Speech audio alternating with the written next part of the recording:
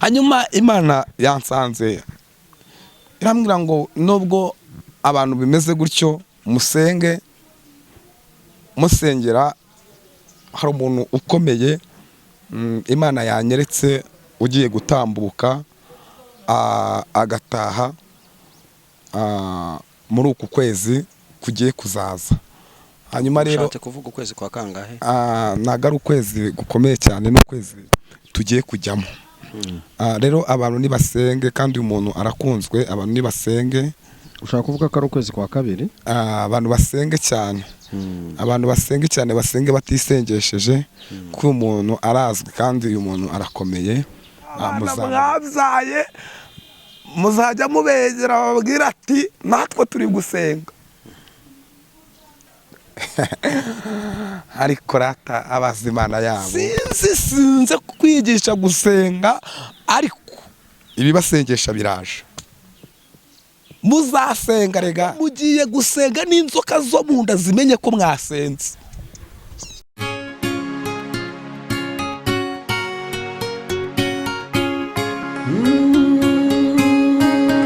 Emana we, Yesu we, ingoma yawe ni amamare. Yes, reka tubasuhuze kandi tubifurize amahoro y'Imana, umugisha Imana itanga ubane namwe, kandi ubane namwe cyane, ndetse cyane rwose. Uyu munsi turi kumwe n'umukozi w'Imana, n'umuhanuzi, umuvugabutumwa. Si ubwa mbere tumwakiriye ahangaha kuri Imana Irahari TV. Reka tumusabe kugira ngo abasuhuze, namara kubasuhuza kandi yongere abibwire ko batari bamumenya. Murakoze, ndabashimiye. Amahoro y'Imana bane namwe. Ni mwene so muri Kristo Yesu, nongeye kugaruka, kandi nanone umwaka mushya. Duherukana mu wundi mwaka 2024, twongeye gusubira 2025. Imana yabyemeye. Yego. Amazina yanjye nitwa Prophet Emmanuel. Nkunda gusenga Imana. Ndi umukristo. Ndakomeje mu rugendo kugeza umunsi Yesu azabishimira ko inzu yanjye njya kuyitaha. Impamvu narayitaha nuko itaruzura. Yadusezeranyije ijana, navuga ngo agiye kudutegurira. Hari amazu menshi, aho ngaho bidahari abasiza bitubwiye, abasiza bivuze. None yarabivuze, rero ubwo bivuze ngo inzu yanjye nagira uzura. Yego. Murakoze. Urakoze cyane. Imana y'amahoro niguhereze umugisha. Reka ngusabe rero mbere yo kugira ngo dukomeze ikiganiro cyacu, ubanze usenge Imana. Imana nziza, Imana ikomeye, Imana y'imirimo, Imana y'ubutware, Imana y'ubushobozi, Imana batandukanye izanirenga bakwanure. Turagushimye, turagwimbaje ko uyu munsi nyiringa Imana wemeye kuduhereza. Izina ryawe rihabwa icyubahiro. Yewe Kristo mwana w'intama w'Imana, ijambo ryawe ryarambwiye muri Yobu ibice 36 umurongo wa 7-8, haravuga ngo ikisiga cy'ikizu nikigeze kumenya iyo nzira. Turagushimye nyiringabo Imana ko hari inzira wateganyirije ubwoko bwawe. Turagushimye ko iyo nzira abakomeye n'aboreje batayizi, ahubwo izi nawe. Turagushimye ko uyu munsi wawuduhaye. Rero turakwinginze ngo inubane natwe muri kino kiganiro, n'aba ari twebwe ahubwo aba ari wowe, ngo ino wiyoborere nyiringabo Imana. Urakoze mu ngeri mwiza, ugabanya umubare warimbuka, wongera umubare wakizwa. Kandi data, uyu munsi bimenyekane kuri Imana, ni mu izina ryawe Yesu, amen. Urakoze cyane. Uyu munsi bimenyekane ko uri Imana, mu izina rya Yesu Kristo, amen. Ubundi mbere yuko dutangira ikiganiro cyacu, ndashaka kugira ngo kuko gishingiye cyane ku ukwemera kwa Gikristo. Wambwiye ko ufite message uzaniye abantu, ariko mbere yuko uyitambutsa ndashaka ko tuza kubanza kuganiraho gatoya kuri uyu murimo cyangwa se ku bakristo. Niyo mpamvu rero ngira ngo abadukurikiye babe maso cyangwa se bumve iki kiganiro, noneho baze kukirangiza, kubera ko akenshi abusanga abantu bumvisha agace gatoya ariko ikiganiro ntibakirangize, bigatuma bashobora yenda kubitekereza uko bitari. Niyo mpamvu nshaka kugira ngo tubanze turirimbane indirimbo y'108, turaririmbaho nk'uduce tubiri gusa, reka tuyiririmbe. Njye ndi umukristo nzahora ndiwe, mu bintu byose ngeze kugupfa. Njye ndi umukristo mpora mbihamya, naho igihugu cyose cyanseka. Njye ndi umukristo wo mu mutima, kuko ubu nsigaye nkunda Kristo. Icyatumye apfa yazize njyewe, nabuzwa n'iki kujya mukunda. Icyatumye apfa yazize njyewe, nabuzwa n'iki kujya mukunda. Njye ndi umukristo umva ubwo buntu, narakijijwe nkurwa mu byaha. Ibyino mu isi ndabihinyuye, nsigaye nifuza ibyo mu ijuru. Njye ndi umukristo ndi umutabazi, mu ntambara ndasana n'ibyaha. Mfite umugaba n'umwami Yesu, nituba hamwe nzahoranesha. Reka yenda dufungire ahangaha, nitumara gufungira ahangaha tuganire. Umuririmbyi yaravuze ati ngewe ndi umukristo, yakoze ikintu cyitwa guhamya cyane. Ubona mu by'ukuri iki gihe cya none ari iyihe mpamvu ituma abantu batagihamya? ngo bahamirize abapagani, bahamirize abo bari kumwe, bahamirize aho batuye, mbese bahamye ukwemera kwabo cyangwa agakiza kabo bakagaragaza. Igitumye abantu batagihamya ngo bahamye kwemera kwabo agakiza kabo bakagaragaze, nta kindi kintu Satani ashaka muri bo. Yego, ashaka imbuto. Rero iyi imbuto y'urubuto Satani yamaze kurufata, usigara ukora umurimo, ariko nta mbuto ufite. Si igitangaza ko umuntu azabwiriza ariko ari umusinzi, kubera ko urubuto nicyo kintu kirya Satani. Nicyo kintu Satani abashaka.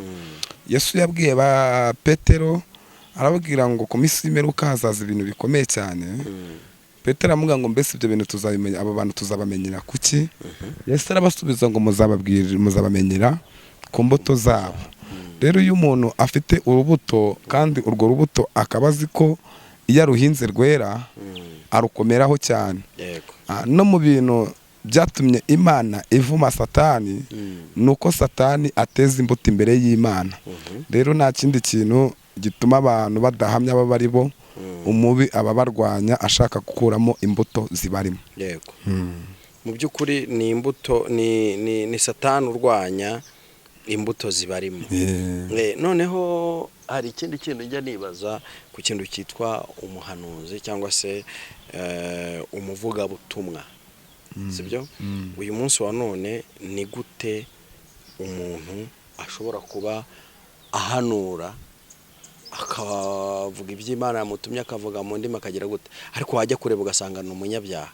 Ese nibyo yaba yishakamo cyane kwa kundi Imana iza ikahagarara ku bitugu bye ikarengera ubwoko bwayo? Ubundi biba byagenze gute? Urakoze. Icyo gisubizo ndakigusubiza mu byiciro bibiri. Iteka n'iteka iyo Satani agiye kurwanya umuntu, nagakoresha inyamaswa, akoresha umuntu. N'iyo Imana igiye gutabara umuntu, nagikoresha inyamaswa, ikoresha umuntu. yego Icyo ni icyiciro cya mbere. Icyo kibazo nagisubije hasi, navuze ngo si igitangaza, na ubundi impano nta kintu ikora kuri Satani. yego Ni ukuri. Satani ntabwo impano, umuhamagaro ntago Satani, nta kintu ukora kuri Satani. Ni kenshi uzasanga umuntu ahanura ariko ari umusambanyi, ugasanga umuntu ni umuvugabutumwa ariko ni umusinzi, ugasanga umuntu umuvugabutumwa ni umujura. yego Uzabibona kandi ibizo bavuze bigire gute bisohore. Ariko nujya kureba imbuto zabo ugire gute uzibure. Rero nta kindi kintu Satani ashaka urubuto ruri mu muntu. Nicyo kintu Satani arwanya kugukuraho. Nicyo ngicyo rero, iyo imbuto ya Satani yamaze urubuto Satani yamaze kurutwara, arakureka ugakora ibyo ngibyo. Ijambo ry'Imana riravuga ngo murwanye Satani nawe azabahunga. Ese niki gituma abakozi b'Imana badashobora kurwanya Satani nk'uko ijambo ry'Imana ribivuga, ku buryo adashobora no kubakoma mu nkokora muri uyu murimo? Ni impamvu batabikora. Iryo jambo ukuntu risobanuye mu isi y'umwuka, riravuze ngo nimuba maso mugasengesha umwuka iteka, mugakiranuka, mugatinya icyaha n'igisa nacyo, mukera imbuto zikwiriye abihannye, Satani azabagendera kure. Nicyo bisobanuye. Nicyo bisobanuye. Urumva ko hasi ari n'ijambo rivuga ngo ndetse nimurya n'ibyica ntacyo bizagira gute, ntacyo bizabatwara. Hanyuma mu isi y'umwuka bisobanuye ngo amagambo bazabavugaho ubwo muzaba muri mu mwanya w'Imana ntacyo azabakoraho, kuko buriya mu buzima hica iki? Hica ururimi. Mu buzima hica ururimi. Ndaza kuza kwataka ngere ku kintu maze kubona gikunda kurambika abakozi b'Imana, ikintu cyitwa inzoga. Inzoga ni nijipo yenda, reka oya twaba dupfobeje, ahubwo batubabarire, n'uburaya yenda, reka tubifate gutya. Kuki rimwe na rimwe usanga ari byo bikunda kugusha abahanuzi cyane? Nuko ni wo muti uvura abahanuzi.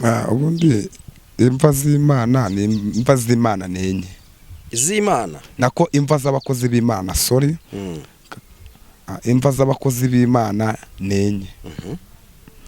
Nk'uko wabivuze, buriya ahantu umukozi w'Imana apfira bwa mbere, apfira ku kintu cyitwa icyubahiro. Icyubahiro kirangije abakozi b'Imana. Ikindi cya kabiri kirangije abakozi b'Imana ni ikintu cyitwa amafaranga. Iyo nayo ni imva ya kabiri y'umukozi w'Imana. Hanyuma ikindi cya gatatu kirangije umukozi w'Imana, cyangwa se ikindi imva ya gatatu, ni ikintu cyitwa igitsina.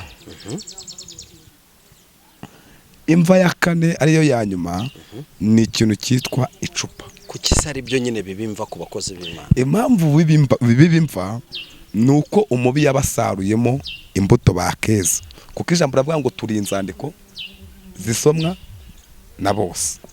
Rero nimba Satani yaraje akagukuramo urubuto, kandi imbuto ari cyo kintu, urubuto ari cyo kintu gikomeye, maze kuri gukuramo.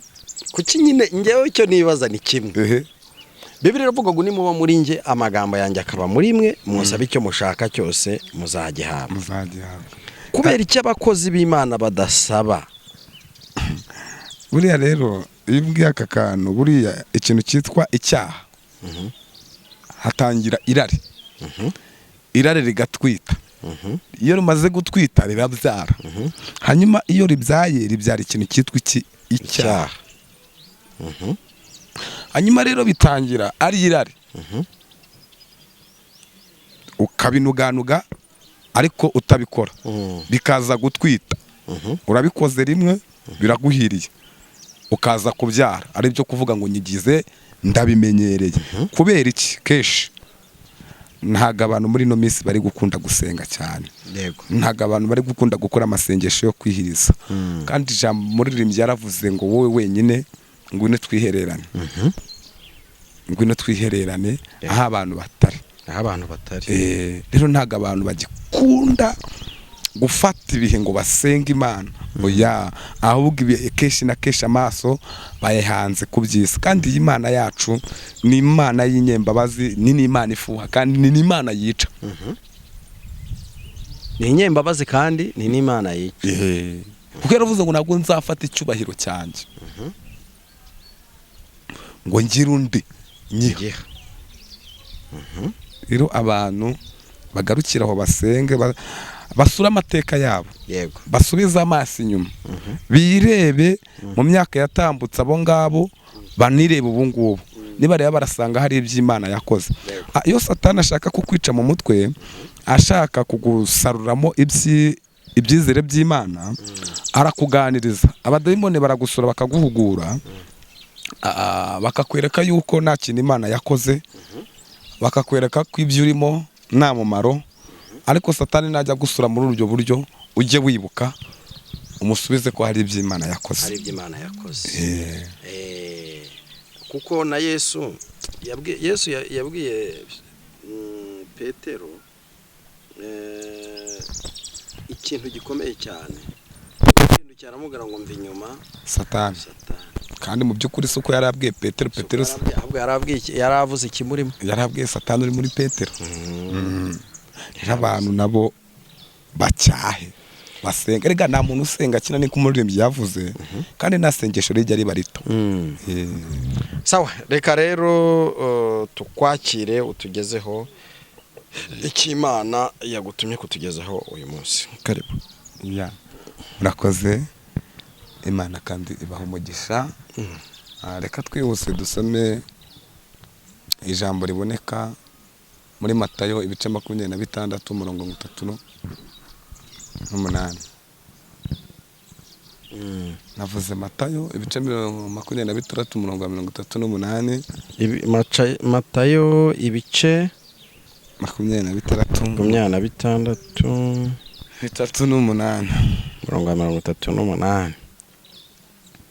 Reka dusome mu izina rya Yesu Kristo. Maze arambwira ati, umutima wanjye ufite agahinda kenshi, kenda kunyica. Mugume hano mubane maso nanjye mwakira ijambo ry'Imana. Murakoze. Imana iguha umugisha. Ndumva twasoma Yohana ibice 11 umurongo wa 35. Yohana ibice 11 umurongo wa 35. Haravuze ngo Yesu ararira. Imana ibaha umugisha. Bibiliya iravuze ngo nuko Yesu agira agahinda n'umubabaro, aravuga ngo umutima wanjye urenda guturika. Mfite agahinda. Yesu afite agahinda gakomeye cyane. Abantu mwafashe ibizira murangije murabiziririza. Yesu afite agahinda. Bafashe ibizira barangije barabizirura. Sorry munyihangane Ikinyarwanda nari nkoresheje. Hanyuma Yesu afite agahinda n'umubabaro. Imana ibakuye mu butayu ibagejeje i Kanani, ariko muyituye kwibagirwa. Yesu afite agahinda k'ubusambanyi burimo buragenda bukorerwa mu mabiro. Agahinda. Yesu afite agahinda kenda kumuturitsa umutima, kugabana Imana yagiriye neza, ibahereje amazu nkaho mwakakiranutsemo, murimo murayakuramo ibyangwa n'amaso y'Uwiteka, murimo murayasambaniramo, murimo murayasindiramo, nkaho mwagafashe umwanya byibura ngo muvuge ngo uyu mwanya ni uwo gusenga, iki cyumba tukigije cy'amasengesho. Nubwo harimo n'abafite ibyo byumba, ariko ntibajye babigaragaramo ngo bahereze Imana umwanya. Yesu afite agahinda. Yesu afite agahinda n'umubabaro. Agahinda kenda kumuturitsa umutima. Bantu barimo barasambanira mu nsengero. Yesu afite agahinda k'abantu bari kunywera inzoga mu nsengero. Agahinda kenda kumuturitsa umutima. Yesu afite agahinda mwajyaga musenga mukiyiriza, ariko abantu nimukiyiriza. Yesu afite agahinda kenda kumuturitsa umutima.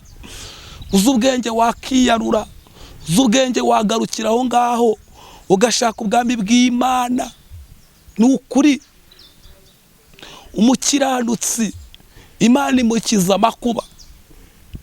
impamvu mubona bimeze gutya ni ukuri, ni uko mu gihugu cy'u Rwanda harimo abakiranutsi. Hatarimo abakiranutsi Imana yabareka. Yabwiye Aburahamu aramubwira ngo yewe Aburahamu, nisangamo abakiranutsi babiri Sodoma ni Gomora ndabareka babeho. Aburahamu avuga ngo basi se nusangamo umukiranutsi umwe. Imana aramubwira ngo ninsangamo umwe nabwo ndareka igihugu cy'Isodoma ni Gomora kibeho. Nubwo muvuga ngo Imana ivumira imvura ababi n'abeza, impamvu ababi bakira imigisha nuko hari abeza bapfukamye bagasenga. Imana igatanga uwo mugisha. Imana ifite agahinda. Yesu afite agahinda kenda kumuturitsa umutima. Bundi Imana bavanye mu byaro ibagejeje mu mujyi wa Kigali, muyituye kuyibagirwa. Bundi Imana bahaye visa, iburuje indege mugiye mu bihugu bitandukanye, ibahaye agaciro, bamwe mugeze mubonye ubwene gihugu, muyituye kwibagirwa. Yesu afite agahinda n'umubabaro. Z'ubwenge wagarukiraho, wajya kugira umutima w'urukundo ariko ntucyugira umutima w'urukundo. Wajya kubyuka saa 9 ugasenga ariko umubi yagukuyemo ibyizero byo gusenga ntugisenga. Saa 9 ntugisenga, ntugikora niba ture nk'uko wayikoraga, ntugifata ibihe ngo wiyirize. Wajya gusengera abarwayi nta n'uburwaje, ibyo bintu ntukibikora. Yesu afite agahinda n'umubabaro. Uzi ubwenge wagarukiraho.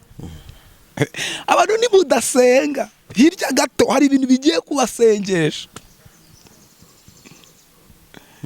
Abantu nimusenge, uzi ubwenge wasenga. Wowe wasengaga rimwe ugasenga kabiri, Mana yanjye. Kuko hirya gato mugiye gusenga n'inzoka zo mu nda zimenye ko mwasenze. Kubw'agahinda muri gutera Yesu. Yarabambwe murabamburwa, ariko nta gihe afite azaheza he. Nta hantu na hamwe imbabazi z'Imana zitari, nta hantu na hamwe Imana itababuriye, nta hantu Imana itaciye. Nta gihe Imana ifite yego cyo guhora iburana namwe, cyo guhora. Yesu nimba atinze ntabwo urupfu rutinze. Muzabona ishyano mwe mwabwiwe mukambwa kumvira, ubwo ikibi kizaba kimaze kubageraho. Nimudasenga muzifuza gusenga. Nukuri kuyamamagaye. Ndabona abantu benshi bifuza gusenga. Ndabona abantu benshi bifuza gusenga batakibona uburyo bwo gusenga.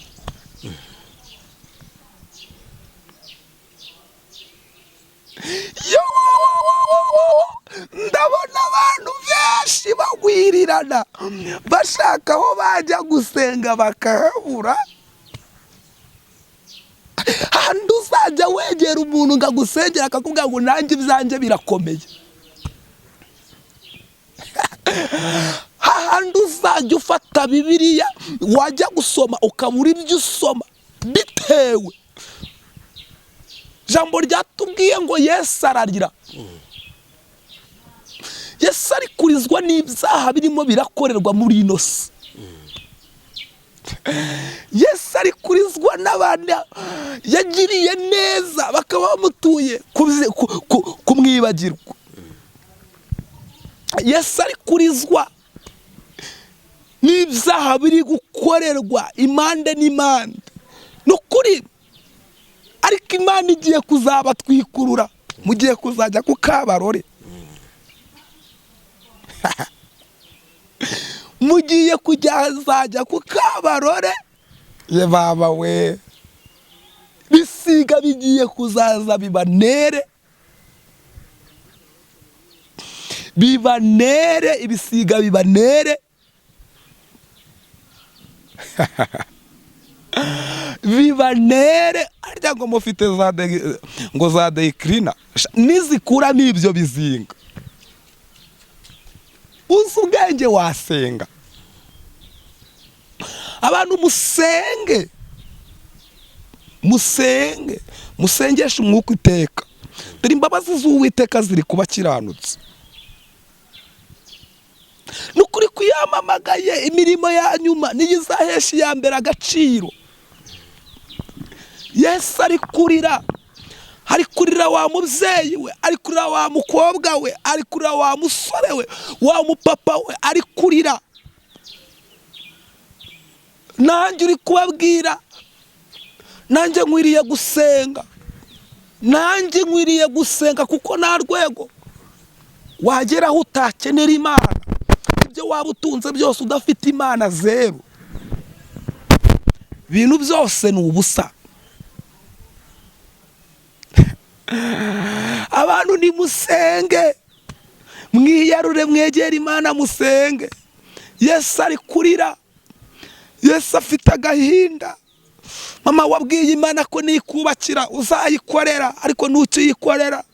Papa wabwiye Imana ko nikugirira neza uzayikorera, ariko ntukiyikorera. Mumaze kwibagirwa.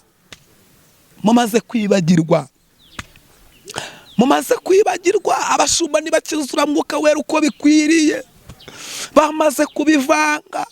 Inama mwaziteye gutatana, kandi Imana yarabashyizeho ngo kugira ngo muzirebe, muve mu byo murimo, musenge. Uzi ubwenge nasenge, kuko ibibasengesha bigiye kuza. Abantu musenge, musenge mugifite igihe cyo gusenga, musenge mugifite umwanya, mwitoze kubana n'Imana, mube mu bwihisho bw'isumba byose. Dawidi we yaravuze ngo nabitse ijambo mu mutima wanjye kugira ngo nazamucumuraho. Ijambo ry'Imana ni itabaza rimurikira ahacuze umwijima. Ijambo ry'Imana ni itabaza rimurikira umuntu wese wayemereye. Mube maso rero, musenge, munasengera ukwezi kwa karindwi. Ariko sinze kwigisha gusenga, ariko ibibasengesha biraje. Muzasenga rega, nukuri muzasenga. Ariko bana papa, nukuri bazasenga,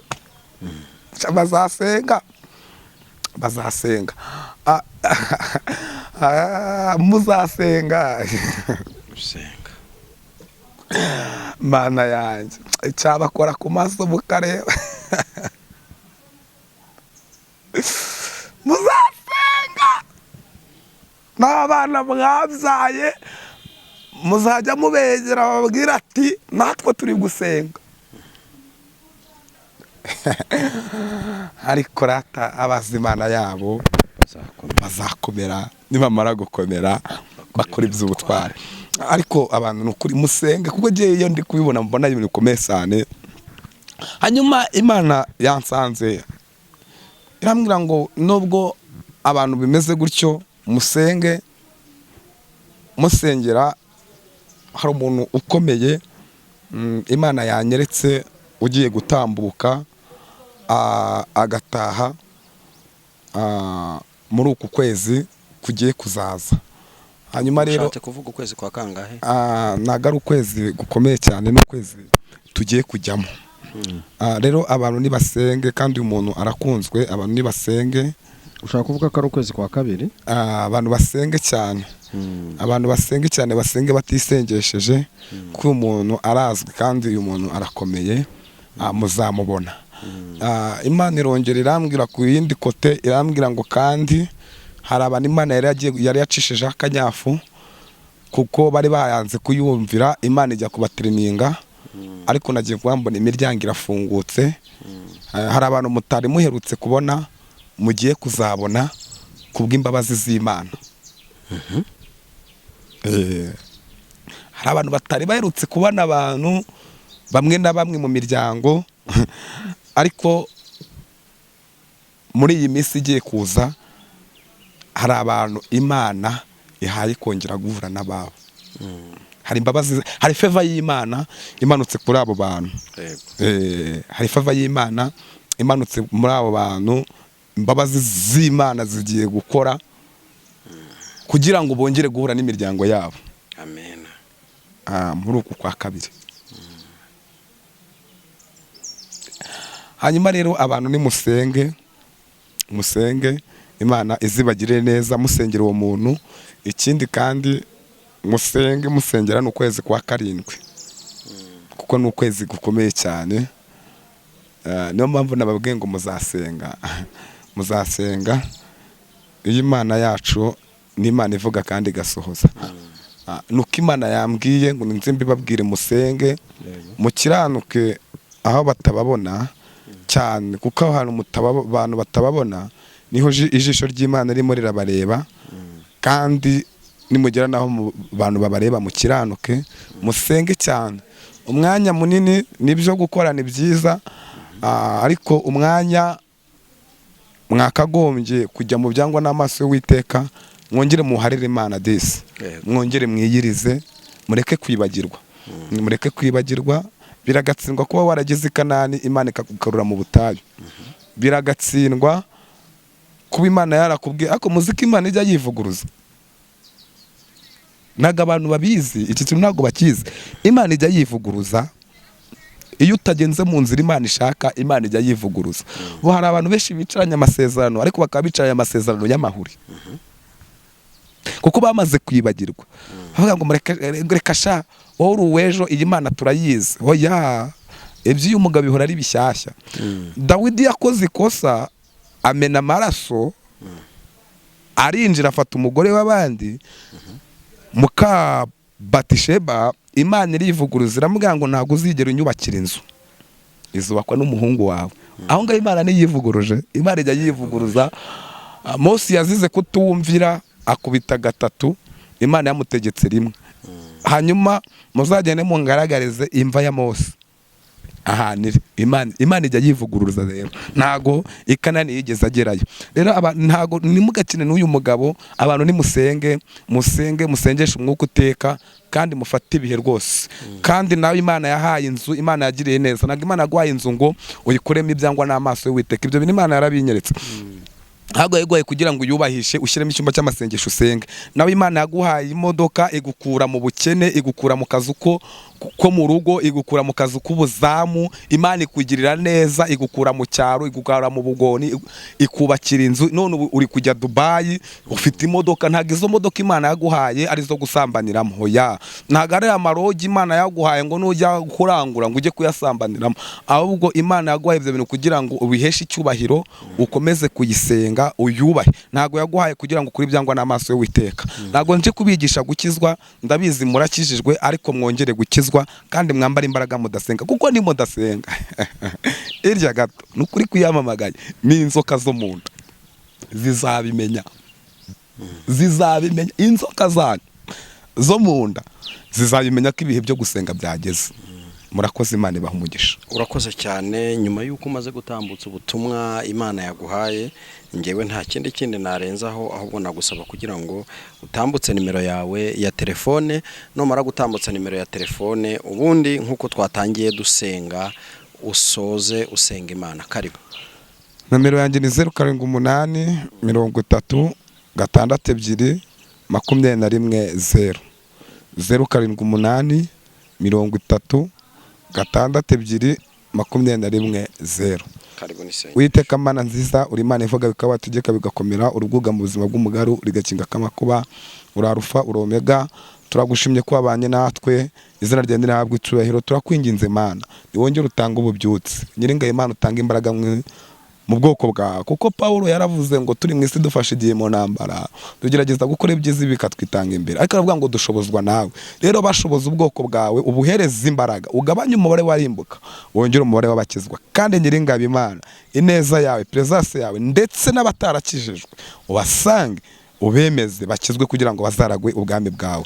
Urakoze kubyumvisha, ni mu izina ryawe Yesu, amen. Shalom.